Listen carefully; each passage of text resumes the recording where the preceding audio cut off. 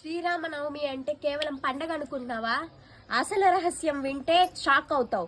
అదేంటో చెప్తాను, video last వరకు చూడండి. చెప్పాలంటే ఇది కేవలం పండగ కాదు, మన జీవితానికి ఒక గొప్ప సందేశం. రాముడు పుట్టినరోజు అంటే ధర్మం పుట్టినరోజు, నిజాయితీ పుట్టినరోజు. రావణాసుడు ఎంత శక్తివంతమైనా అతని అహంకారమే అతన్ని నాశనం చేసింది. అదే రాముడు సాధారణ మనిషిలా జీవించినా కూడా, ఎంత కష్టం వచ్చినా కూడా ధర్మాన్ని విడిచిపెట్టలేదు, సత్యం వైపు నిలబడ్డాడు. అందుకే రాముడి చేతిలో రావణాసుడు అంతమయ్యాడు. అందుకని మన రాముడి నుంచి మనం నేర్చుకోవాల్సింది ఏంటంటే, ఎంత కష్టం వచ్చినా సత్యం ధర్మం వదలకూడదు. నిజాయితీగా ఉంటే కొంచెం లేట్ అయినా గెలుస్తాం.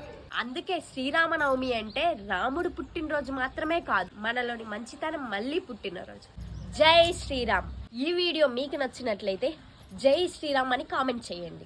ఇలాంటి మరెన్నో వీడియోస్ కోసం మన పేజ్ని ఫాలో అవ్వండి.